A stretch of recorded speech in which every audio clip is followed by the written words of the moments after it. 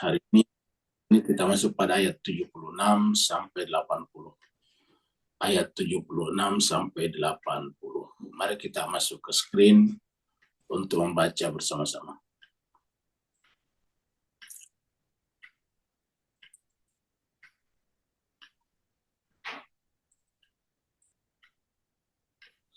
A'udzu billahi minasy syaithanir rajim. Bismillahirrahmanirrahim. أعوذ بالله من الشيطان الرجيم بسم الله الرحمن الرحيم فلما جاءهم الحق من عندنا فلما جاءهم الحق من عندنا قالوا إن هذا لسحر مبين قالوا إن هذا لسحر مبين قال موسى أتقولون للحق لما جاءكم قال موسى أتقولون للحق لما جاءكم أسحر هذا ولا يفلح الساحرون أسحر هذا ولا يفلح الساحرون قالوا أجئتنا لتلفتنا عما وجدنا عليه آباءنا قالوا أجئتنا لتلفتنا عما وجدنا عليه آباءنا وتكون لكم الكبرياء في الأرض وتكون لكم الكبرياء في الأرض وما نحن لكما بمؤمنين وما نحن لكما بمؤمنين وقال فرعون ائتوني بكل ساحر عليم وقال فرعون ائتوني بكل ساحر عليم فلما جاء السحرة قال لهم موسى فلما جاء السحرة قال لهم موسى ألقوا ما أنتم ملقون ألقوا ما أنتم ملقون صدق الله العلي العظيم صدق الله العلي العظيم اللهم صل وسلم وبارك على رسول الله وآله الأطهار على رسول الله وآله الأطهار اللهم محمد وآله اللهم صل على محمد اللهم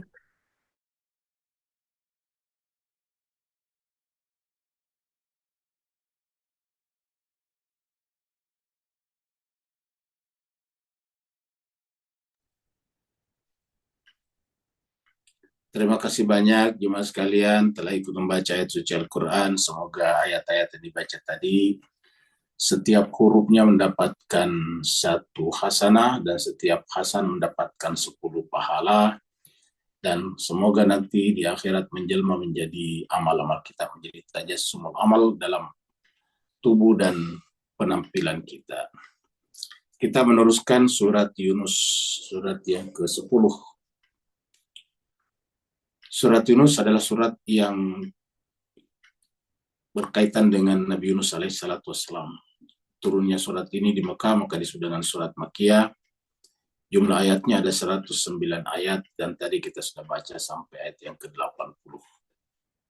Kita ringkaskan dari ayat 75.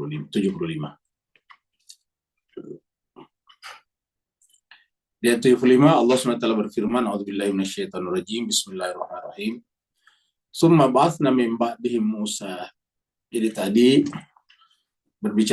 sebelumnya berbicara tentang Nabi Nuh. Nabi Nuh tentu masih ada nabi-nabi sebelum Nabi Musa, yaitu ada Nabi Hud, ada Nabi Saleh, kemudian ada Nabi Ibrahim, Nabi Lut. Tapi kemudian loncat berbicara tentang Nabi Musa. Kenapa? Karena Nabi Musa juga punya cerita yang rada mirip dengan Nabi Nuh. Kalau Nabi Nuh, umatnya ditenggelamkan ke laut yang tidak naik perahu. Sedangkan kalau Nabi Musa, Fir'aun dan pengikut-pengikutnya juga ditenggelamkan ke laut, yaitu Laut Merah. Jadi mirip. Setelah Nabi Musa dan Bani Israel menyeberang dengan selamat. Jadi hampir sama. Kalau Nabi Nuh naik di atas perahu dengan selamat, sehingga yang lain yang tidak ikut naik tenggelam. Sedangkan pada kasus Nabi Musa yang tidak ikut bersama dengan Nabi Musa menyeberang, maka kemudian menyusul di belakang karena ingin membunuh Nabi Musa, justru tenggelam di Laut Merah. Jadi sama-sama tenggelam. Jadi summa ba'atsna min ba'di Musa, kemudian kami bangkitkan, kami utus setelah Nabi Nuh, tentu jauh sebelumnya, makanya menggunakan kata him, yaitu Nabi Musa wa Harun, Nabi Musa dan Harun. Jadi di waktu yang bersamaan dua. Bahkan sebetulnya ada 3 nabi di sini, yaitu juga Nabi Syuaib. Jadi ada Musa dan Harun ila Fir'auna, kepada Fir'aun wa malaihi, dan kepada pemuka-pemuka masyarakatnya. Bi ayatina, dengan membawa ayat-ayat kami, yaitu membawa kitab suci Taurat. Fastakbaru, tetapi kemudian Fir'aun dan pemuka-pemuka masyarakatnya justru istikbar, menyombongkan diri. Wa kanu qauman mujrim, karena menyombongkan diri artinya hatinya itu telah togok, maka kemudian dari situ sumbernya melakukan perbuatan dosa. Jadi perbuatan dosa bermula daripada jiwa, istikbar, merasa lebih daripada Tuhan. Sekarang kita masuk pada ayat baru. Ayat 76. Ini berbicara tentang kitab suci. Falamma ja'ahumul haqq, maka tatkala datang kepada mereka al-haq, kebenaran. Kebenaran itu bisa dalam bentuk kitab suci. Min indina, dari sisi kami, yaitu dari Allah, yaitu Taurat. Kalau pada zaman Nabi Musa. Ya, jadi bisa kitab suci Taurat, bisa juga berbagai macam mukjizat yang Allah tunjukkan kepada Fir'aun dan para pemuka-pemuka masyarakatnya melalui Nabi Musa dan Harun. Kesimpulannya, tatkala datang kepada mereka al-haq, kebenaran. Dan kebenaran ini adalah dari sisi kami. Di dalam Al-Quran dikatakan, al-haqqu min rabbik. Min rabbik dari min idi rabbik. Al-haqqu min rabbik fala takunanna minal khasir, fala takunanna minal mumtarin. Sedangkan mereka ini justru ketika datang kebenaran kepada mereka dari sisi Allah, justru mereka berkata ini adalah sihir yang nyata. Jadi mereka mengatakan adalah sihirun mubin, ya. Falamma ja'ahumul haqqu min indina qalu inna hadza la sihrun mubin. Ketika datang kebenaran kepada mereka dari sisi kami, qalu, mereka berkata, inna, sungguhnya, hadza, yang dimaksud hadza di sini adalah al-haq ini, ya. Yang ini, yaitu kebenaran atau kitab suci yang datang kepada Nabi Musa. Dia katakan ini adalah sihir yang nyata, la sihrun mubin, sihir yang nyata. Jadi jemaah sekalian, di sepanjang sejarah memang sihir paling gampang dijadikan sebagai kambing hitam. Kenapa? Karena sihir ini kan susah dibuktikan. Karena memang tidak ada. Sihir itu ada dalam narasi, ada dalam wacana, tapi tidak ada dalam fakta. Apa artinya fakta? Artinya tidak ada orang yang eh, terjadi seperti yang ingin disihirkan. Contohnya saya sihir orang untuk menjadi disihir orang untuk menjadi kerbau, tiba-tiba jadi kerbau, kan nggak ada. Sihir uang jadi berlipat ganda, kan tidak ada. Tidak pernah ada uang disihir berlipat ganda. Kalau ada uang berlipat ganda itu pasti ada cara-cara apa namanya, uh, ada cara-cara sulap yang ada di sana. Ya. Jadi itu hanya keterampilan saja, bukan simsalabim uang tiba-tiba jadi banyak. Ya. Karena kalau ada yang seperti itu, maka yang jadi konglomerat, yang jadi apa namanya, yang jadi terkaya di dunia adalah mereka. Pasti adalah tukang sihir yang bisa menggandakan uang.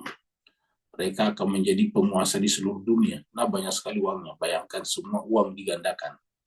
Uang dolar Amerika digandakan, dolar Singapura digandakan, ringgit Malaysia digandakan, rupiah digandakan. Dapat kita bayangkan. Ya. Jadi kesimpulannya, mereka akan menjadi yang selalu masuk mengisi majalah Forbes, ya. Forbes yang 500 orang terkaya dunia itu. Ya, harusnya mereka. Mereka lah yang mendapatkan gelar oligarki, menciptakan oligarki. Uangnya yang kemudian banyak digandakan itu kemudian ditanamkan di mana-mana, sehingga dia juga lah yang menjadi pemilik fund manager terbesar di dunia. Mereka BlackRock tidak ada apa-apanya jadinya. Kenapa? Karena mereka bisa menggandakan uang. Ya, jadi tapi faktanya apakah ada seperti itu? Tidak ada. Jadi artinya apa, kita sebut sihir itu ada dalam narasi, tapi tidak ada dalam fakta dan kenyataan. Hanya digunakan untuk mengelabui, menipu orang-orang, termasuk mengkambing hitamkan. Nama kita di sini, Fir'aun menggunakan kata sihir sebagai kambing hitam terhadap kebenaran yang disampaikan Nabi Musa.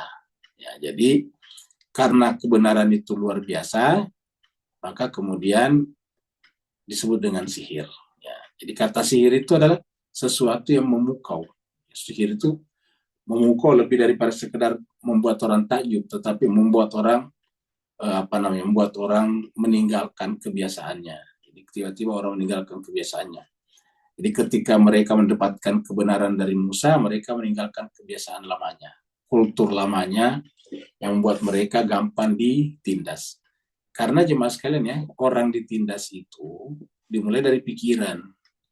Di pikirannya disimpan, kamu memang itu orang bodoh, kamu itu adalah orang yang tidak bisa ini, tidak bisa itu, kamu itu cocoknya harus ditindas, harus diperbudak, seperti itu. Jadi ditanamkan pikiran budak, pikiran tertindas. Kalau bahasa dulunya, pikirannya ditanamkan sebagai pikiran inlanders. Kamu itu inlanders, kamu itu pribumi, kamu tidak bisa maju, kamu hanya berada di dalam urutan kesekian dalam hierarki sosial. Kan dibikin dulu tuh hierarki sosial oleh penjajah. Yang paling di puncak orang kulit putih, kemudian di bawahnya orang Tionghoa, di bawahnya lagi orang Arab, di bawahnya lagi pribumi. Yang kayak gitu dibikin hierarki, dibikin kasta-kasta. Ya. Padahal agama datang tidak, justru menghilangkan kasta-kasta. Kasta-kasta itu kan justru hanya ada pada agama tertentu.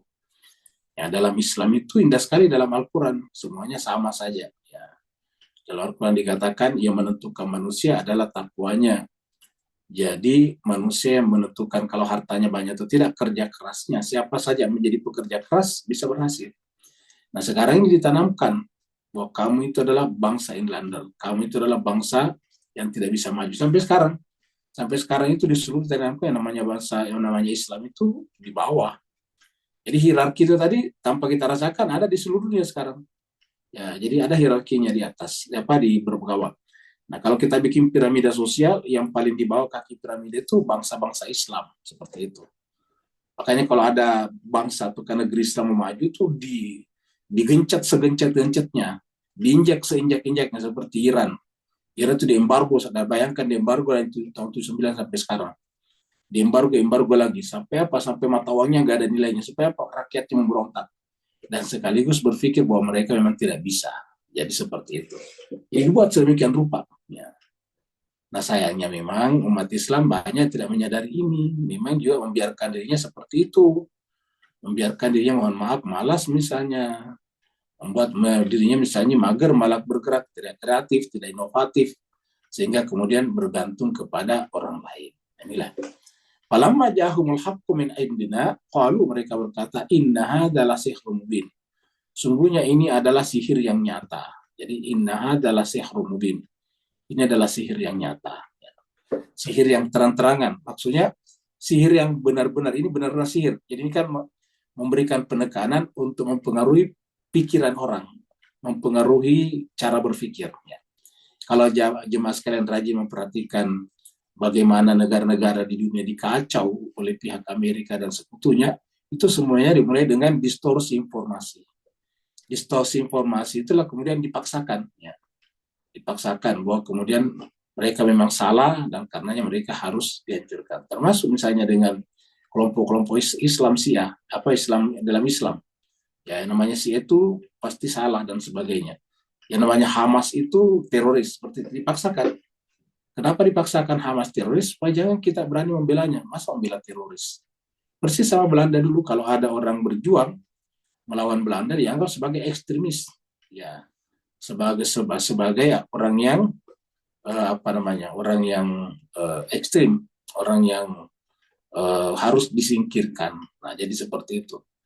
Padahal orang bela negaranya, bela kemerdekaannya masa disebut dengan teroris ekstremis. Memang ada teroris, tapi teroris itu diciptakan mereka sendiri untuk distigmatisasi kepada seluruhnya. Jadi dibikin satu kelompok teroris beneran untuk dijadikan sebagai alat generalisasi. Dari yang saat itu kemudian digeneralisasi, digeneralize, sehingga semua orang seakan-akan teroris. Jadi stigmanya namanya Islam itu yang pakai kopi, yang pakai baju koko, yang sholat, yang puasa, yang berhaji itu namanya teroris. Nah, kayak gitu. Supaya apa? Dunia itu takut kepada Islam. Ya, karena sekarang ini kan dunia sebetulnya bukan hanya bukan hanya kehilangan pedoman dalam pengertian terjadinya dekonstruksi polarisasi dunia, tetapi juga kehilangan juga nilai-nilai spiritual sehingga banyak orang bunuh diri dan sebagainya. Maka ketika kebenaran datang, maka kemudian mereka mengatakan inna hadzal sihrun mubin. Ini benar-benar. Jadi sudah ada di sini kata la ini taukid, benar-benar sihir, ditambah lagi mubin nyata. Artinya tidak ada kesempatan untuk menolak bangsa Mesir pada saat itu. Di kata Fir'aun ini benar-benar sihir yang benar-benar nyata, maksudnya fakta, tidak bisa ditolak, tidak bisa dipungkiri bahwa Musa itu adalah tukang sihir. Dan karena tukang sihir tidak boleh dipercaya seperti itu. Jadi intinya sihir itu tidak benar, maka tidak dipercaya. Ya, makanya sihir. Kenapa Fir'aun menggunakan kata sihir? Agar tidak dipercaya. Jadi artinya pada saat itu, sampai sekarang ini sihir itu cuma permainan saja. Kemampuan memanipulasi panca indera manusia saja. Kita lihat di ayat ini. Ini kita lihat di surat 28, surat Al-Qasas ayat 48 ini. Falamma ja'ahumul haq, ini mirip ayatnya. Falamma ja'ahumul haq, tatkala datang kepada mereka al-haq min indina, sama-sama di sama. Min indina dari sisi kami, qalu mereka berkata, laula utiya mithla ma utiya Musa. Dia mereka mengatakan apa? Kenapa tidak diberikan kepada kami? Maksudnya bukan hanya kenapa hanya kepada Nabi Musa? Ya. Kenapa kepada saya tidak diberikan yang seperti yang diberikan kepada Musa? Ya. Kenapa hanya diberikan kepada Musa saja? Kalau memang itu adalah kebenaran, kenapa hanya Musa? Nah, itu. Jadi sama dengan Nabi Muhammad juga. Kalau memang itu adalah benar, kenapa hanya diberikan kepada Nabi Muhammad? Kenapa tidak kepada tokoh-tokoh masyarakat yang ada di Mekah? Nah, jadi mereka gagal memahami bahwa yang namanya kebenaran itu harus bisa diterima oleh jiwa yang murni kebenaran juga. Kalau jiwanya sudah terselimuti dengan kebatilan, ya nggak bisa. Nah, mereka juga mengatakan, kalau mereka berkata, laula utiya mithla ma utiya Musa. Ya. Kenapa kepada Nabi Muhammad itu tidak diberikan juga seperti yang diberikan kepada Musa? Ya. Ini kepada Nabi Muhammad. Kenapa tidak diberikan seperti yang diberikan kepada Musa? Awalau yakfuru bima utiya Musa min qabl. Pertanyaannya adalah, kalau mereka berkata begitu, lalu kenapa mereka tidak mengikuti apa yang disampaikan oleh Musa? Justru mereka juga mengingkari. Jadi pada zaman Musa juga diingkari juga.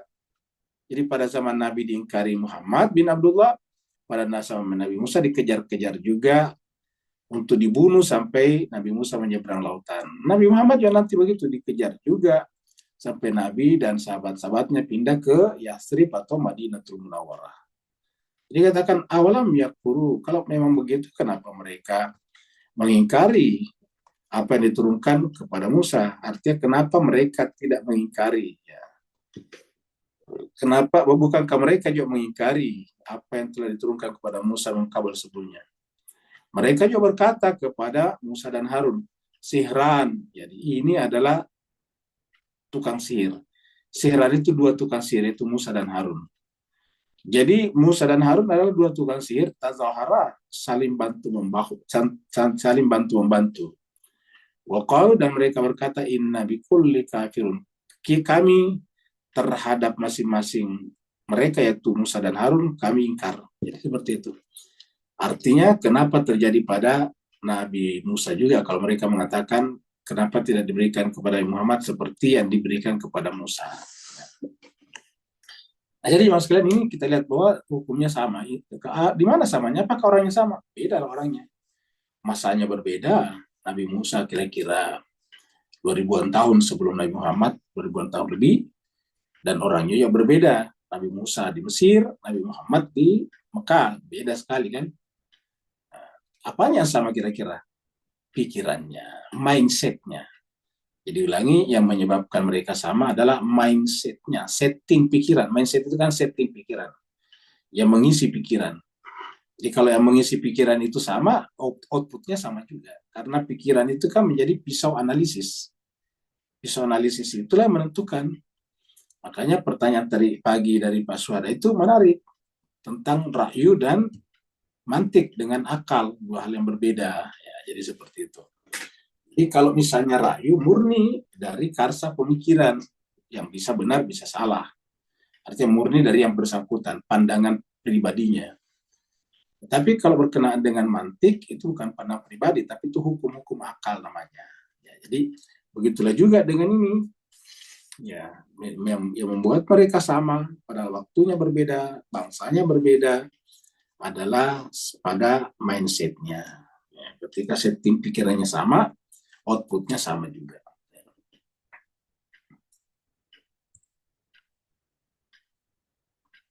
Ini ada hadis kita lihat. Ya. Kita kasih judul hadis ini pernyataan yang mengandung sihir. Pernyataan itu adalah kita sebut dengan apa? Proposisi ya, sebetulnya proposisi. Kalau proposisi kan terlalu akademis ya, kita pakai pernyataan. Proposisi atau terkadang disebut dengan statement, pernyataan itu statement ya. Nah, di sini dikatakan bahwasanya ini cerita dari Abdullah bin Ibnu Umar ini, Abdullah ibn Umar radhiyallahu anhuma anna bahwasanya qadima rajulani minal masyriqi. Ada dua orang yang datang dari masyrik ya. Fakhataba, lalu kemudian keduanya berceramah, berpidato, berkhutbah. Fa'ajiban nasu, maka orang itu menjadi takjub. Fa'ajiban nasu.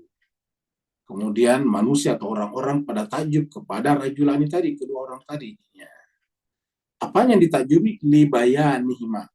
Tentang bayan keduanya, kata bayan. Libayanihima. Bayan daripada keduanya.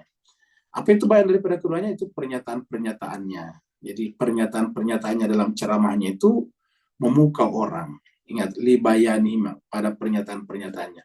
Ingat ya, namanya proposisi, bisa benar, bisa salah. Ya, ingat. Pernyataan itu bisa benar, bisa salah. Makanya disebut pernyataan karena bisa dinilai benar salahnya. Kalau kalimat pertanyaan, tidak ada benar salahnya. Ya, pertanyaan, isinya pertanyaan. Ya. Jadi itu namanya apa pertanyaan. Atau perintah juga begitu. Ya, perintah ya perintah. Tidak bisa dikatakan benar salah karena tergantung dari pemerintah. Ya. Kita cuma katakan salah kalau perintahnya misalnya keterlaluan. Anak kecil misalnya disuruh nyebrang jalanan sendirian, itu namanya keterlaluan. Tapi perintah bisa saja terjadi seperti itu. Nah, jadi kesimpulannya perintah dan pertanyaan itu tidak bisa takluk kepada penilaian benar salah.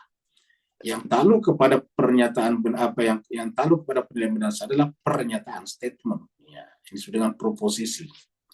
Nah, maka dikatakan fa'ajiban nasu li bayanihima. Maka kemudian orang-orang takjub kepada pernyataan-pernyataan keduanya. Lalu kemudian faqala Rasulullah sallallahu alaihi wasallam. Nah, setelah ini ditanyakan kepada Rasulullah, apa jawaban Rasulullah? Ya, ini tentu ini ditanyakan kepada Rasulullah. Apa jawaban Rasulullah menanggapi namanya bayan ini? Ingat bayan. Nabi mengatakan inna minal bayani la sihra. Sesungguhnya ingat tidak semua bayan ada kata min. Ya, artinya bahwa ada di antara pernyataan la sihra yang mengandung sihir. Apa artinya sihir di sini? Mengandung falasi. Jadi sihir itu adalah falasi. Lalu kenapa orang terpukau? Karena retorikanya. Ingat. Jadi retorikanya sebetulnya memukau, tapi pernyataannya itu salah. La sihra. Ya. Jadi isi pernyataannya itu salah. Falasi namanya. Tetapi kenapa orang terpukau? Karena retorika. Lihatlah sekarang agama juga begitu. Agama itu terkadang yang memukau orang retorikanya, ya, bukan kebenarannya. Jadi ini yang disayangkan sekali kalau agama diajarkan bukan berdasarkan kebenaran, tapi berdasarkan retorika. Jadi agama diajarkan bukan berdasarkan logika, tetapi retorika. Ya, retorika dan logika berbeda. Retorika itu terkadang indah didengar, tapi logikanya hancur, logikanya boncos. Ya. Logikanya boncos, lalu kemudian retorikanya bagus. Nah ini berbahaya. Karena dia orang seperti tersihir. Ingat, orang seperti tersihir. Terkagum-kagum, tertawa, terbahak-bahak, salut, tetapi isinya salah, ya kan begitu. Nah, jadi dikatakan oleh Nabi, inna minal bayani la sihra. Di dalam pernyataan itu, statement itu atau proposisi itu terkadang ada sihir. Au inna ba'dal bayan atau sesungguhnya pada sebagian. Ya, ada kata min diartikan lagi dengan ba'da. Maksudnya supaya kita ngerti min di sini adalah ba'da sebagian. Tidak semua tentunya. Banyak pernyataan yang benar. Inna ba'dal bayani la sihrun. Sungguhnya sebagian daripada proposisi itu mengandung sihir. Benar-benar mengandung sihir.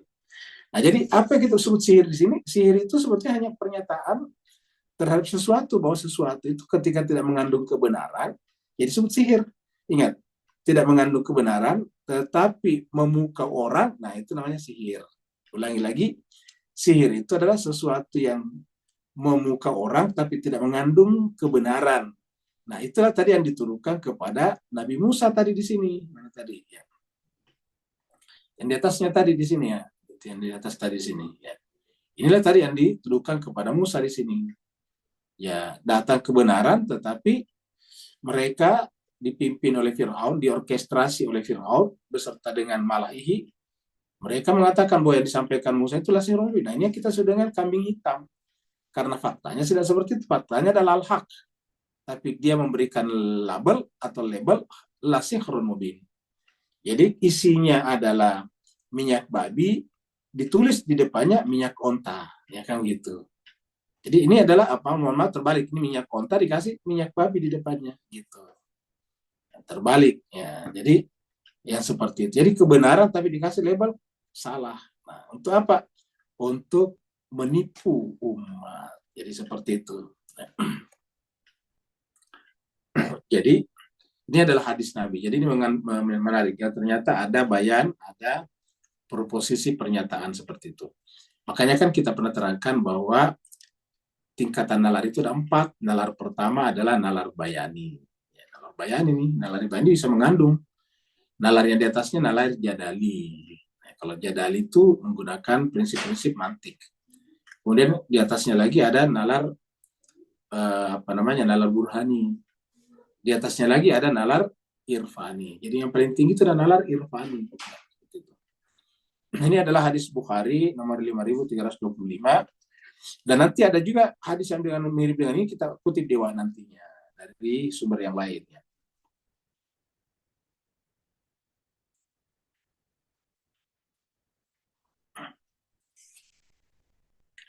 Qala Musa, ya, lalu kemudian Musa berkata, jadi begitu Nabi Musa dituduh sebagai tukang sihir, Maka dia berkata, Musa berkata, ataquluna lil haqqi. Apakah kalian mengatakan? Ya, jadi a-nya di sini adalah apakah. Ya. Apakah kalian mengatakan? Ya, jadi mengatakan itu berbicara. Ya. Ataquluna, apakah kalian mengatakan lil haq kepada kebenaran?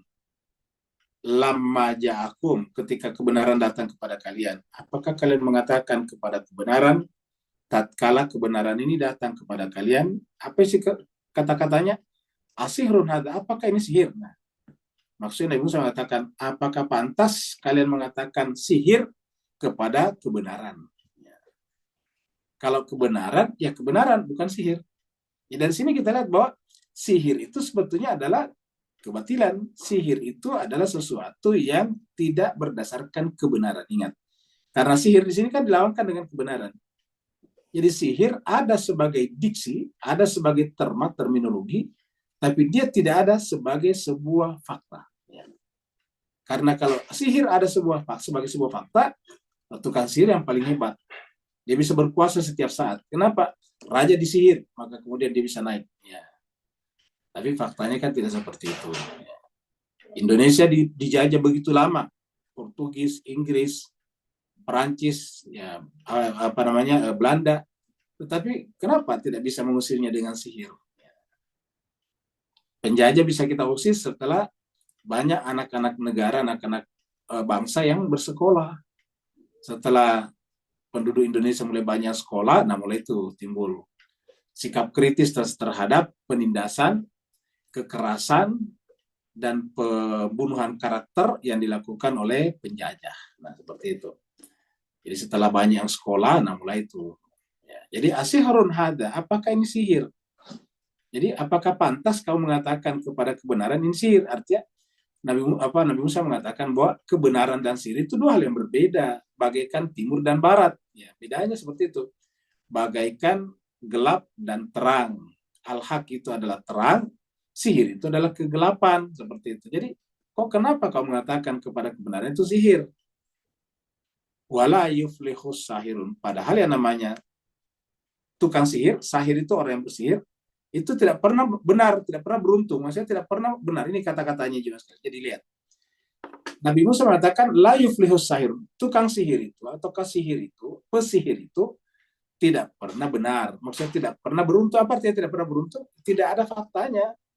Ya, tidak pernah misalnya menyihir orang sehingga orang itu mati. Ya, nggak pernah mati.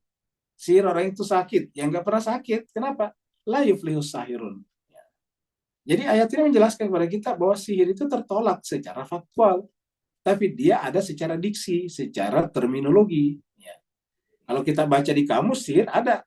Tapi faktanya, realitanya tidak ada. Makanya karena tidak ada, Fir'aun memaksa orang percaya bahwa Musa itu sihir dengan kata-kata mubin, la sihru mubin, kamu gitu. Ini adalah sihir yang fakta, karena orang tidak percaya sihir sebagai sebuah fakta. Sihir itu kalau sekarang hanyalah permainan, namanya sulap. Jadi seperti itu. Jadi ataquluna lil haqqi lamma ja'akum asihrun hadza. Apakah pantas kalian mengatakan kepada kebenaran ketika datang kebenaran kepada kalian ini adalah sihir? Sementara namanya sihir itu tidak pernah benar. La yuflihus sahir. Jadi penolakannya ada di sini. Jadi negasi terhadap sihir ada di sini. La yuflihus sahirun. Yang namanya sihir itu tidak pernah menang, tidak pernah beruntung. Ya.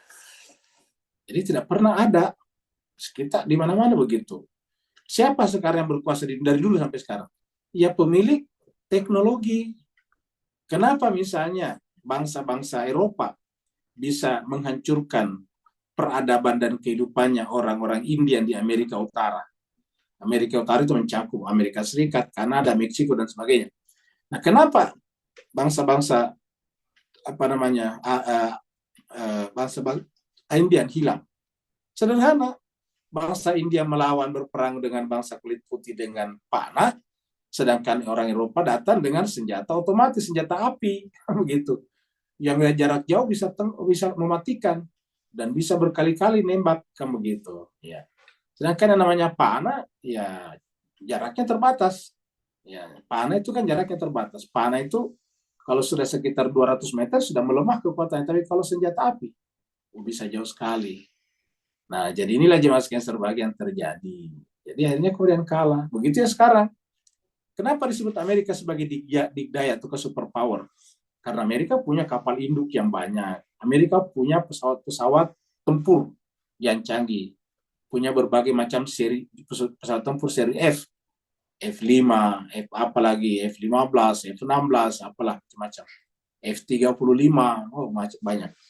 Ya, jadi itu banyak. Belum lagi dengan misalnya punya kapal selam kan begitu. Jadi canggih. Makanya ketika Cina menyadari bahwa dia akan diguncang, digoyang, ya dia juga menciptakan kekuatan militer yang tangguh seperti itu. Ya. Kenapa Iran sekarang ditakuti? Ya karena Iran ditakuti karena dia bisa membuat rudal-rudal balistik, ya, rudal-rudal jelajah, bisa menjadi rajanya drone seluruh dunia sekarang. Jadi kalau bicara drone, Iran sekarang. Jadi Amerika dan negara-negara Israel takut kepada Iran bukan karena doanya, bukan, walaupun mereka memang rajin baca doa Kumail dan sebagainya. Tapi bukan itu yang ditakuti, tetapi teknologinya. Ya. Jadi inilah yang menjadi. Ya, kalau kita mau terangkat marka dan martabatnya, ya kuasai sains, pengetahuan, teknologi. Ya. Jadi yang namanya sihir itu tidak bisa. Ini yang mengatakan ini Nabi Musa la yuflihus sahir. Jadi sihir itu dari dulu sampai sekarang ada secara diksi, tetapi tidak ada secara faktual. Saya seperti saya masih banyak umat Islam yang percaya kalau sihir itu ada, makanya yang paling sering tertipu dengan sihir adalah umat Islam. Berkali-kali tertipu dengan alasan penggandaan uang, tertipu lagi. Coba searching aja di Google, sudah banyak sekali korban. Bukan hanya satu kasus, satu case, tapi banyak kasus di Indonesia di mana ada orang menipu orang dengan alasan bisa menggandakan uang. Ya. Seperti itu. Ya. Umat Islam hanya bisa begitu, menggandakan uang, memasukkan uang, dan sebagainya. Tentu tidak semua, ada juga yang baik dan hebat. Ya. Kita, maksudnya tidak semua orang Islam, tapi banyak. Ya. Sekarang, kita lihat hadis berikut ini. Kaitan sihir dan ilmu nujum. Nah, ilmu nujum. Jadi ingat, ilmu nujum itu secara bahasa, ilmu bintang. Nujum itu bentuk jamak dari najem, an-najem. Jamannya an-nujum. Ya. Nah, ilmu tentang perbintangan, tapi ingat, yang dimaksud ilmu nujum di sini bukan ilmu astronomi, bukan astrofisika juga, ingat. Bukan astronomi, bukan astrofisika atau ilmu-ilmu alam semesta lainnya, tetapi ilmu ramal-meramal, gitu. Kalau tidak salah sekarang namanya astrologi atau apa gitu. Pokoknya rata-rata biasanya di koran-koran, di surat kabar, entah kalau di Malaysia, Singapura, kalau di Indonesia banyak. Setiap hari pasti ada terbit tuh, ada pojok astrologinya. Ya, pokoknya ada di situ yang bintangnya Aries, yang bintangnya ini. Ya, kalau hari ini yang bintangnya ini, maka rezekinya bagus, jodohnya bagus. Ya. Kalau masih muda dulu, yang pertama dilihat jodohnya. Setelah nanti menikah, yang pertama dilihat adalah keuangannya, finansial. Oh, gimana nih kalau bintang Aries hari ini, nah begitu. Nah, kalau yang begitu-begitu ini namanya ilmu sihir, cabang ilmu sihir kata Nabi di sini. Kenapa? Karena itu menghubung-hubungkan nasib orang dengan bintang, nggak ada. Masa nasib manusia dihubung-hubungkan dengan posisi bintang? Ya nggak ada. Ya. Menghubung-hubungkan nasib manusia, jodoh manusia dengan bintang-bintang. Ya, ini adalah menyesatkan. Jadi di sini kita lihat ya. Jadi ini lagi dari Ibnu Abbas ini. Ya, jadi an Ibnu Abbas dari Ibnu Abbas qala Rasulullah sallallahu alaihi wasallam. Rasulullah bersabda berkata, "Manik tabasa ilman minan nujumi." Siapa gerangan yang iktabasa itu ya mempelajari, tapi bukan seperti tolaba. Iktabasa itu siapa yang, karena namanya ilmu nujum itu kayak mau belajar ilmu baca ilmu ilmu apa sih namanya itu yang biasa berkomat kamit mulut ya, ilmu kalau di daerah kami namanya ilmu baca-baca ya. Nah, siapa yang pelajari ilmu-ilmu kayak gitu menuju ini namanya iktabasa. Ya. Pelajarinya biasanya kalau pelajari begini ada maharnya, kemudian ada malam-malam tertentu baru bisa belajar kan gitu. Ya. Tidak boleh sembarang malam. Malamnya nanti ditentukan oleh pemilik ahli nujum. Ya. Intinya manittabasa ilman minan nujum iktabasa syu'batan min sihrin. Siapa yang memperdalam ilmu atau mempelajari ilmu nujum, maka sungguhnya dia mempelajari syu'bah, yaitu cabang min sihri, cabang dari ilmu sihir. Diartikan cabang dari salah satu ilmu sihir, karena ini bentuk mufrad. Jadi siapa yang belajar mempelajari ilmu sihir? Mazada zada wa mazada zada. Semakin dalam dia mempelajarinya, semakin banyak ilmu nujumnya dan semakin dia susah keluar dari sana. Jadi mazada zada, mazada zada. Jadi itu artinya semakin lama dia di sana semakin dalam, sehingga semakin percaya dengan itu. Dia percaya kalau hari ini nggak dapat proyeknya gagal karena berkaitan dengan bintangnya. Yang cocok sekarang ini adalah bintangnya bintang si A, si B, kan begitu. Ini ada. Bahwa memang di saudara-saudara kita di kalangan Tionghoa itu percaya juga dengan sio-sio namanya. Seperti misalnya tahun ini tahun apa gitu, tahun naga kayu misalnya. Nah, tetapi ada yang luar biasa dari mereka, yaitu kerja kerasnya.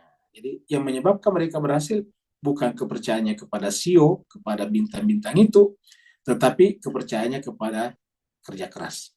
Filosofi yang beredar di kalangan saudara-saudara kita yang bersuku bangsa Tionghoa adalah bahwa orang tuanya selalu pesankan kepada anaknya, jangan kamu miskin. Karena kalau kau miskin, tidak ada yang berikan kepada kamu. Jadi mereka itu tekanannya jangan kau miskin. Kalau kita kan, kalau kau miskin nggak apa-apa, ada yang perhatikan kepada kamu. Nanti ada yang bersedekah, infak dan sebagainya. Nah, kalau di mereka tidak, kamu jangan sama sekali pernah miskin. Karena kalau kau miskin, tidak ada yang peduli kepada kamu. Tidak ada yang berikan kepada kamu. Nah, itulah yang mereka miliki. Jadi filosofinya memang beda dengan kita. Nah, jadi inilah jemaah sekalian, hadis kita ambil dari Imam Ahmad nomor 2697. Kita lihat lagi ini juga jenis-jenis sihir supaya ini juga biasanya itu kalau ada orang mau disihir, fotonya diambil simpan di depan, baru kepada orang pintar, nanti disimpan lilin di depannya, dibaca-bacain apa gitu, dijampi-jampi, jampi, lalu kemudian nanti orang yang fotonya disimpan di situ, misalnya tiba-tiba mencret, atau sakit perut, tiba-tiba perutnya kembung, atau kepalanya lembek, macam-macam katanya. Ingat, yang saya katakan tadi itu katanya, karena saya juga nggak pernah lihat, katanya, ceritanya seperti itu. Ya. Kalau mereka berkata, ya, kan tadi Nabi Musa mengatakan, apakah ketika kebenaran datang kepadamu, kamu katakan ini sihir, padahal yang namanya tukang sihir itu tidak ada yang benar, kan begitu. Nah, mereka apa jawaban mereka? Kalau itu artinya mereka menjawab. Jadi sekarang jawabannya mereka. Karena tadi mereka tidak bisa menjawab pertanyaan Nabi Musa, sekarang pindah lagi tema pembicaranya dipindahkan, selalu begitu. Jadi kalau orang tidak punya kemampuan argumentasi itu, caranya melarikan diri dengan memindahkan tanpa kita rasakan, pindah tema lagi. Terkadang menyerang pribadinya juga orang. Misalnya kita kasih pertanyaan dan tidak bisa, menyerang pribadi kita atau pribadi orang. Ya. Istilahnya dalam logika itu ad hominem, selalu menyalahkan orangnya. Ngapain percaya pada orang itu kan korup misalnya, padahal tidak ada hubungan antara korup dan kebenaran. Kan bisa saja orang korup bisa bicara tentang kebenaran. Ya. Karena dikatakan unzur maqala wala tanzur maqala. Kalau mereka berkata, ajit tanah lital fitana. Nah, jadi intinya baru keluarnya aslinya nih. Apakah engkau Musa datang kepada kami? Ajit tanah, apakah engkau Musa datang kepada kami? Lital fitana, untuk melepaskan kami, memalingkan kami. Ya. Untuk melepaskan kami, memisahkan kami, amma dari apa-apa wajadana yang kami temukan alaihi abana, dari orang tua kami. Dari orang-orang tua kami, moyang-moyang kami. Kita artinya saja di moyang kami. Ya. Apakah kamu datang kepada kami untuk melepaskan apa yang sudah biasa dari moyang kami? Nah, ini menarik jemaah sekalian. Kata aba anak orang tua kami memang ada benarnya, tetapi tidak semua dari aba anak harus kita terima. Harus dibawa kepada pengadilan akal, mantik. Ingat, apa yang kita temukan wajadana alaihi abana. Jadi amma wajadana alaihi abana, apa saja yang kami temukan dari orang tua kita harusnya dibawa ke pengadilan akal. Kalau dia benar, kita teruskan. Kalau dia salah, kita singkirkan. Karena tidak sedikit komunitas di dunia ini tidak bisa maju karena mewariskan kebiasaan buruk atau cara berpikir distorsif dari orang tua mereka. Jadi amma wajadana alaihi abana wa takuna lakum al-kibriya, dan kamu akan menjadi pembesar. Jadi sekarang sudah mulai ad hominem namanya, sudah mulai menyerang pribadinya Nabi Musa. Wahai Musa, kira-kira kalau kita menggunakan bahasa pernyataan, ini kan pertanyaan. Kita rubah menjadi kalimat berita. Wahai Musa, kamu datang kepada kami karena kamu ingin memisahkan kami dari kebiasaan orang tua kami, moyang kami. Dan setelah kami terpisah dari orang tua kami mengikuti kamu menjadi pembesar, kamu menjadi tokoh. Jadi sebetulnya kamu itu hanya ingin menggantikan Fir'aun dan pemimpin-pemimpin lainnya. Kamu ingin menggantikan Fir'aun dari politik, kamu ingin menggantikan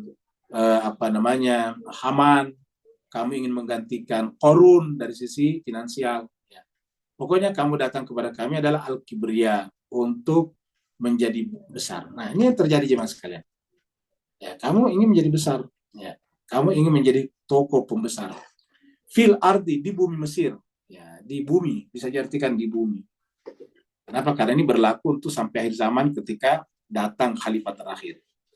Jadi kamu hanya ingin menjadi pembesar sendiri di bumi ini. Pokoknya intinya, kira-kira gitulah. Pokoknya, kalau bahasa mereka, pokoknya apapun yang kamu katakan Musa, wa manahnu lakuma bimu'minin.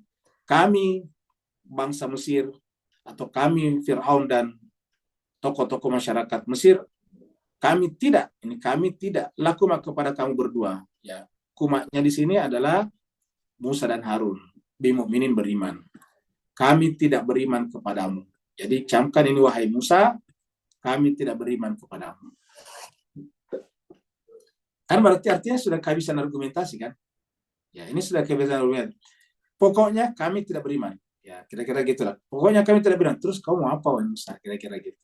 Ya. Jadi ini artinya kehabisan argumentasi. Ya. Ketika kehabisan argumentasi, nah dia seperti ini, menuduh yang tidak-tidak.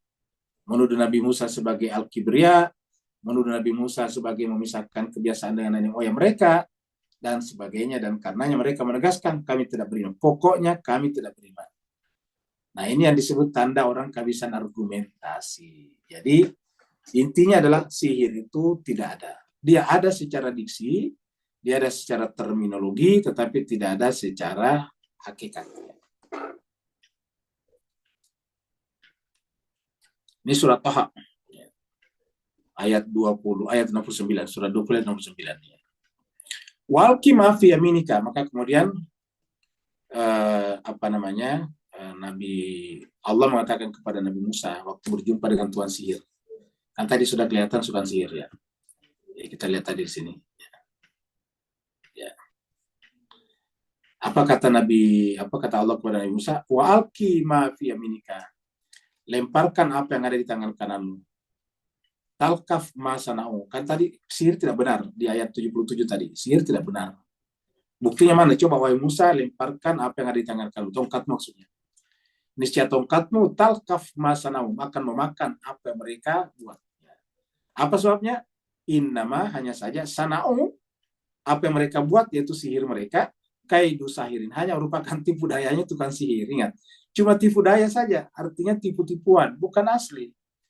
Apa mereka perbuat seakan-akan tali-tali berubah jadi ular, itu adalah kaidu, itu tipu daya, itu adalah permainan, itu disebut dengan sulap. Sahir di situ adalah pesulap sebetulnya. Ya. Cuma mereka menyembunyikan teknisnya, disebut dengan tukang sihir. Jadi innama sana'u kaidu sahirin wala yuflihu. Nah, ini disebutkan juga wala yuflihu sahiru haitsu ata.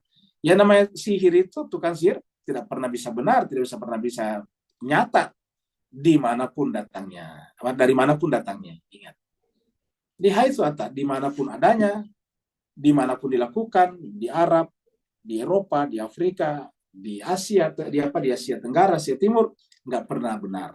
Sihir itu hanya ada dalam wacana, tapi tidak ada dalam realita. Ya.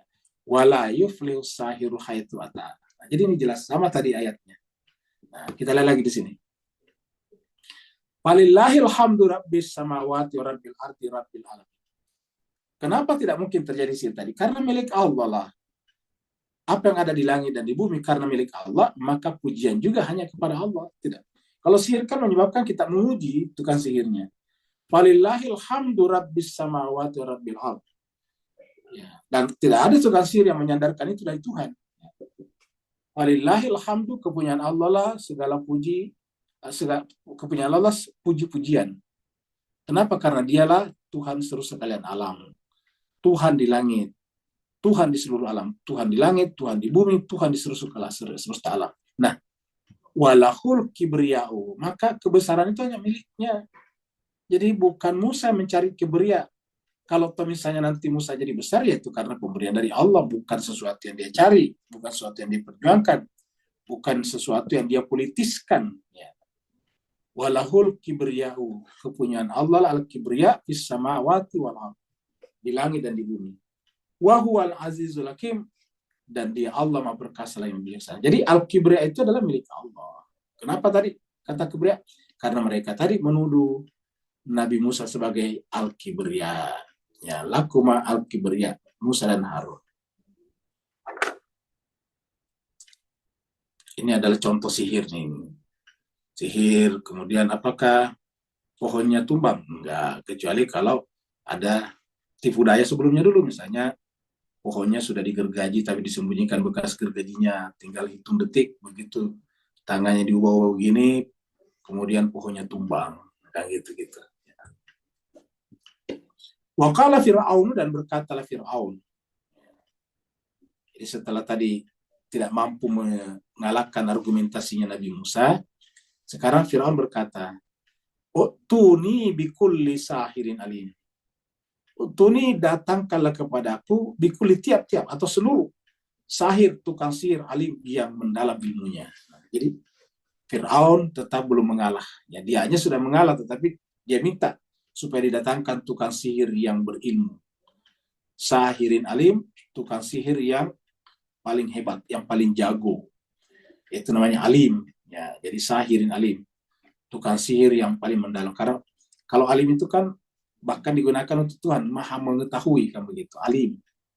Kalau cuma sekedar berpengetahuan kan cukup isim fa'il, alim. Tapi ini adalah alim.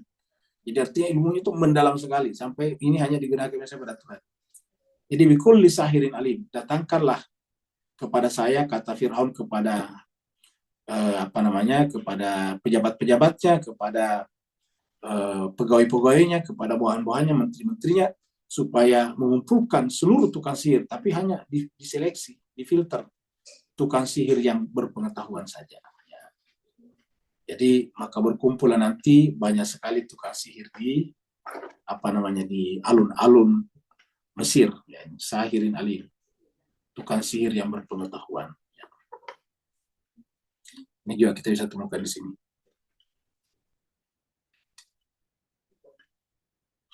Lalu mereka berkata, ya. Mereka berkata kepada, nah ini mirip tadi di ayat yang tadi.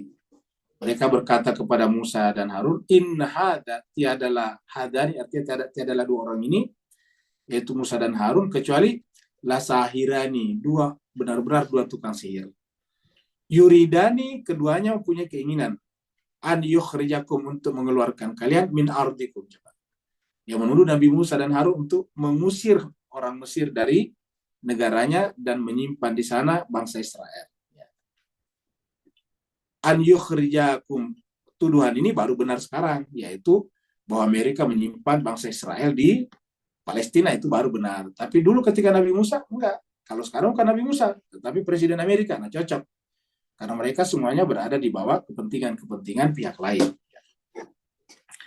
Jadi an yukhrijakum min ardikum. Keduanya Musa dan Harun ingin mengeluarkan kalian dari bumi kalian, dari negeri kalian, itu Mesir. Bisihri, dengan sihir keduanya. Wayadhaba bitariqatikuma, dan akan menghilangkan, ya, atau menghancurkan, yaitu culture, budaya utama kalian selama ini. Jadi kita artikan ini budaya. Tariqah di sini adalah cara hidup, the way of life versi mereka. Ya. Jadi mereka ingin menghilangkan the way of life kalian yang utama. Ya. Jadi way of life-nya yang paling utama, yaitu kulturnya yang paling mendasar. Yaitu apa kultur mereka paling mendasar? Pertama adalah feudalistik. Ya. Yang kedua adalah bersifat menyembah berhala, paganistik, paganisme. Yang ketiga adalah klinikisme, percaya kepada sihir-sihir tadi. Nah, ini tiga-tiganya tidak bisa membuat mereka maju. Jadi karena mereka ini sekarang ada di Mesir, maka ini menjadi awal keruntuhan bangsa Mesir. Nah, Mesir yang kuat adalah Mesir yang ditopang oleh pengetahuan. Ya, jadi seperti kita tahu yang namanya Pitagoras itu dari Mesir itu, dari Alexandria. Nah, tetapi kemudian mereka ini kemudian tidak seperti itu lagi. Mereka percaya kepada sihir-sihir. Akhirnya kemudian mereka menjadi cikal bakal kehancuran daripada bangsa Mesir. Nah, seperti itu. Ini kita ada hadis lagi. Nah, tadi pernyataan yang mengandung kebalikannya. Ada pernyataan yang mengandung falasi, tapi ada juga yang mengandung teosofi. Nah, ini kalau tadi adalah Bukhari, kalau di sini adalah Abu Daud. Jadi adalah mirip. Nah, tapi kita kutipkan untuk menjelaskan pernyataan kita tadi di atas. Bahwa ada pernyataan yang tidak benar, ada pernyataan yang benar. Ada proposisi yang salah, ada proposisi yang benar. Dan disebut proposisi karena dia bisa diberikan penilaian salah atau benar. Jadi kalau kalimatnya tidak bisa diberikan penilaian salah benar, bukan pernyataan namanya, bukan proposisi. Nah, jadi di sini dikatakan, ini dari Ibnu Abbas juga, An Ibni Abbas, maksudnya Abdullah Ibnu Abbas. Ya, jadi ini ada sepupunya Nabi. Abbas saudaranya Abdullah, bapaknya Nabi. Qala berkata, jadi Ibnu Abbas berkata, Ja'a Arabiun, datang orang-orang Arab Badui. Ila Nabi sallallahu alaihi wasallam. Datang orang-orang Arab kepada Nabi sallallahu alaihi wasallam. Datanglah orang Arabnya kepada Nabi sallallahu alaihi wasallam. Faja'ala yatakallamu bikalamin. Lalu kemudian mereka orang-orang Arab itu mengutarakan kalamin, sebuah pembicaraan. Jadi yatakallamu bikalamin, berbicara tentang suatu pembicaraan. Faqala Rasulullah sallallahu alaihi wasallam, maka Rasulullah menjawab mengatakan, Inna minal bayani sihra wa inna minasy-syi'ri hukma. Ya, jadi kalau tadi kan cuma bayan saja. Sekarang ini ada bayan, ada syair. Inna minal bayan, di antara proposisi pernyataan itu ada yang mengandung sihir. Maksudnya ada yang falasi. Kedengarannya enak, tetapi tidak ada nilainya. Bahkan memukau, karena kalau disampaikan dengan retorika yang baik. Inna minal bayani sihra. Sungguhnya dari bayan itu ada yang sihir. Wa inna minasy-syi'ri, dan di antara syair, kan berarti tidak semuanya juga. Ya. Jadi ini ya tidak semuanya, karena min itu pembatas sebagian. Jadi sebagian bayan itu sihir, falasi. Artinya ada juga yang tidak falasi. Karena namanya bayan kan bisa benar, bisa salah. Nah, hal yang sama terjadi pada syair. Syair itu kan sebetulnya mirip bayan juga, ya kalau gitu. Cuma kalau syair kan ditulis dalam bentuk beberapa bait, kamu gitu. Berbait-bait, ada yang 4-4, macam-macam. Ya. Jadi wa inna minasy-syi'r, dan di antara syair, ya kalau syair sekarang adalah puisi atau apalah semacam itu, puisi, syair ya. Dan di antara syair hukman, ada yang mengandung hikmah, yaitu teosofi, filsafat. Ya. Filsafat yang terkait dengan Tuhan itu namanya hukmah. Ya. Jadi di antara syair ada yang mengandung hikmah. Contohnya misalnya syair-syairnya Rumi, nah itu kan mengandung teosofi. Syairnya Hafiz, ya itu adalah mengandung teosofi. Dan banyak lagi penyair-penyair terkenal dari tanah Persia yang bagus-bagus. Ya, di sana banyak museum-museum yang berkaitan dengan para penyair. Ya. Contoh misalnya Omar Khayyam yang dari Persia itu juga terkenal dengan syair-syairnya. Nah, jadi Nabi mengatakan bahwa di antara bayan itu proposisi ada yang salah, tapi di antara syair tidak semua salah, ada juga yang mengandung teosofi. Nah, ini kan cara Nabi menyampaikan kepada kita bahwa di dalam melihat sesuatu itu tidak boleh bersifat generalisasi. Ya, ada syair yang memang buruk, ya, tapi ada juga yang mengandung hukmah, kata Nabi di sini. Ya. Begitu ya dengan bayan. Bayan itu proposisi ada yang mengandung kebenaran, tapi ada juga yang mengandung kebatilan. Nah, jadi kesimpulannya harus kita filter dengan akal pikiran kita, dengan cara berpikir mantiki atau logis, rasional. Ya. Ini hadis dari Abu Daud nomor 4358. Jadi Nabi dari dulu sudah berbicara tentang itu. Menurut saya cuma tidak disistematisasi karena toh tidak terlalu dibutuhkan pada saat itu, karena kelasnya masyarakat pada saat itu kan baru keluar dari masyarakat jahiliyah. Tapi ini menunjukkan bahwa pernyataan-pernyataan ini pernyataan filosofis, pernyataan mantik ya. Kita pindah lagi kepada ayat berikutnya, ayat terakhir. Jadi nanti ularnya tukang sihir itu menjadi tongkatnya tukang sihir berubah seakan-akan menjadi ular. Lalu kemudian nanti Nabi Musa juga melemparkan tongkatnya berubah jadi ular yang besar lagi, yang memakan ular-ular tukang sihir. Setelah tongkat Nabi Musa yang berubah jadi ular besar dan memakan ularnya tukang sihir kenal ini benar-benar bukan sulap ini benar-benar mujizat, ini sesuatu yang tidak pernah terjadi. Falamma ja'as saharatu, tatkala penyihir itu datang. Jadi para penyihir sudah datang ya. Jadi para penyihir sudah berkumpul, maksudnya kan tadi Fir'aun minta dikumpulkan ya. Jadi para penyihir sudah pada datang. Qala lahu Musa, jadi sudah berkumpul di depan di depan alun-alun. Maka qala lahu Musa berkata kepada mereka. Musa berkata kepada tukang sihir ini ya, pada tukang sihir ini. Alku, lemparkanlah tongkat kalian. Ma antum mulkun, kalau kalian ingin menjadi pelempar pertama, kira-kira begitulah ya. Lemparkanlah kalau kalian ingin menjadi pelempar pertama. Lemparkanlah apa yang kamu ingin lemparkan. Alku ma antum mulkun, lemparkanlah apa saja yang kalian ingin lemparkan. Maksudnya lakukan apa yang kalian lakukan dengan tongkat kalian itu.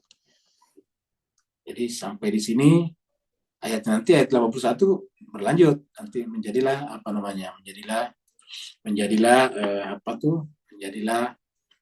ular. Nah, kita lihat di ayat ini. Ya. Qala, ya, jadi para tukang sihir mengatakan dulu, apakah kami atau kamu wahai Musa yang melemparkan tongkatnya lebih dulu? Qala, Musa menjawab, bal alku, kamulah, kira-kira kalau kita, ya kamu aja lah, silakan. Bal alku, kamulah yang melemparkan tongkatmu duluan. Begitu mereka melemparkan tongkatnya dan berubah menjadi ular, fa'idha hibaluhum isiyuhum, maka tongkat-tongkat atau tali-tali mereka yang dilemparkan itu, yakni isiyuhum, tali-tali atau tongkat-tongkat mereka ini, ya yukhayal, ini kata-kata yukhayal, menghayal. Kata-kata khayal itu khayal. Jadi kita khayal itu bahasa Arabnya khayal. Yukhayalu ilaihi. Ya. Apa artinya yukhayal itu? Memperlihatkan seakan-akan. Yang namanya khayal itu kan seakan-akan. Ingat yang namanya khayal itu seakan-akan. Kita tidur-tidur seakan-akan kita ada di surga kan gitu. Itu kan khayalan namanya. Kita tidur seakan-akan ada di restoran makan kenyang padahal kita lagi berpuasa di tempat tidur. Yukhayyalu, jadi berkhayal namanya, berkhayal. Jadi tiba-tiba begitu para tukang sihir melemparkan tongkat-tongkat mereka, dan tongkat-tongkat mereka itu membuat penglihatan. Ya, dalam tanda petik menyulap penglihatan orang seakan-akan ya. Yukhayyalu ilaihi min sihrihim annaha tas'a, bahwa benar-benar tongkat itu menjadi makhluk yang berjalan, ular yang berjalan ini. Annaha, bahwa tongkat-tongkat ini tadinya tas'a, bergelak berjalan seperti ular. Kan artinya berarti bukan ular beneran, tapi hanya sedemikian rupa merubah. Atau ada caranya sedemikian rupa sehingga mungkin di dalam tongkat itu ada ularnya misalnya, maka kemudian dia berubah jadi kayak ular. Sama dengan pesulap. Ya, pesulap, sapu tangannya kemudian dimasukkan ke dalam tangannya, ditarik keluar, tiba-tiba berubah jadi merpati atau berubah jadi kembang biasanya kan gitu. Jadi mereka biasa tukang sihir, tukang sulap itu punya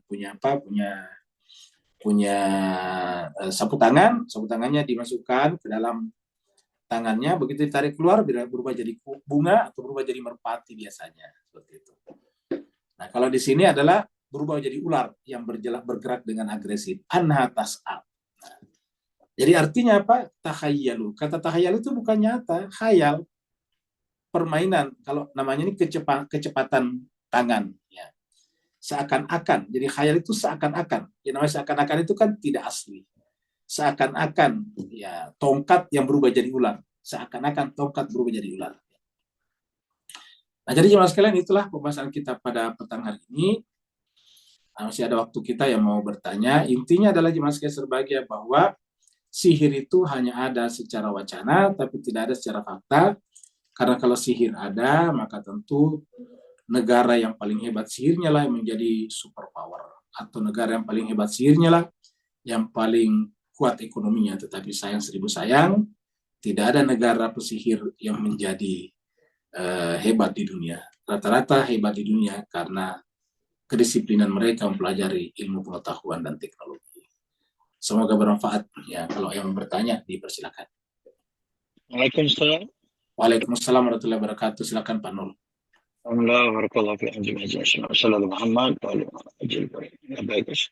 Di zaman teknologi canggih gini, bagaimana AI itu bertindak sebagai sihir yang memukau kita-kita yang kemar dan ketagih dengan alam digital zaman sekarang.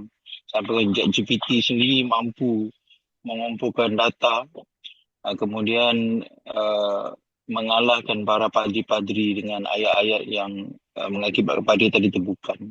Itu contoh je, Ustaz. Banyak lagi video apa semua yang buat kita terpesona. Barakallahu fi afwan, Ustaz. Baik, terima kasih banyak. Ini bagus pertanyaan Nur. Jadi artinya apa aja Mas kalian? Dengan adanya sekarang macam-macam informasi, ini bisa menjadi sihir juga. Kapan jadi sihir? Kalau kita percaya begitu saja. Percaya begitu saja. Ya, tidak melalui proses penalaran. Bahkan apa yang disampaikan oleh ChatGPT juga bisa salah. Kenapa? ChatGPT itu kan cuma mengambil dari big data. Jadi kalau di big data itu salah, bisa salah juga. Ya. Cuma memang tentu derajat kesalahannya bisa lebih sedikit daripada karangan orang, kalau cuma sekedar mengarang. Cuma saya kita sekarang ada di media sosial media. Ada di WhatsApp, ada di Facebook, ada di IG, Instagram, ada di di macam-macam, di X atau ke Twitter itu. Nah, kalau kita semua percaya apa yang ada di sana, kita menjadi bingung. Ya, inilah yang menyebabkan sering terjadi perkelahian di media sosial. Kenapa? Karena banyak orang yang percaya begitu saja. Apapun yang disampaikan kepada kita melalui media sosial, pertanyaan pertamanya ialah apakah informasi itu benar? Benarnya dulu dikatakan. Ya, satu. Yang kedua, apakah benar dari orang itu? Karena bisa saja memang isinya benar, tapi belum tentu dari orang itu. Kenapa tidak menggunakan pengarang aslinya, menyandarkan tulisan itu kepada orang hebat? Itu tadi supaya mereka gampang dikenal. Sama dengan pada zaman Nabi. Banyak orang ingin terkenal, maka dia bikin pernyataan yang disandarkan kepada Nabi. Ya, begitu juga pada saat itu. Jadi pada zaman Nabi itu sudah ada namanya hoax atau framing. Ya. Sudah ada framing, sudah ada namanya macam-macam pembuatan konten-konten yang tidak benar. Nah, jadi baru kemudian, apalagi kalau kita masuk di YouTube sekarang, banyak sekali konten kreator yang banyak di antara mereka bukan mengejar kebenaran, tapi mengejar mengejar subscriber. Ingat, banyak di antara konten kreator, tapi ingat tidak semua. Banyak konten kreator hanya mengejar subscriber, mengejar viewer, mengejar liker, ya, mengejar liker aja ya. Karena setiap like, setiap viewer, setiap subscriber itu punya nilai uang, ya, punya nilai duit, bisa bisa dimonetisasi. Ingat, bisa dimonetisasi, bisa diuangkan. Jadi setiap viewer bisa diuangkan, setiap like bisa diuangkan, setiap subscriber bisa diuangkan, bahkan setiap komentar di kolomnya di bawah itu adalah bisa dapat uang. Jadi semuanya beda nanti nilai-nilainya.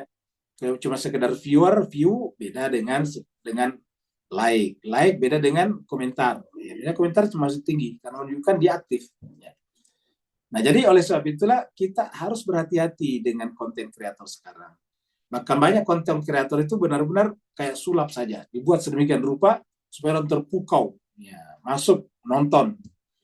Begitu ya kalau kita menjadi viewer, beda antara yang cuma menonton sebentar dan menonton setengahnya. Apalagi kalau menonton sampai akhir, nah kayak gitu. Nah, jadi oleh sebab itulah di tengah-tengah banjir informasi sekarang melalui berbagai macam platform, apa yang harus kita lakukan? Semakin memperketat apa yang disebut dengan critical thinking kita.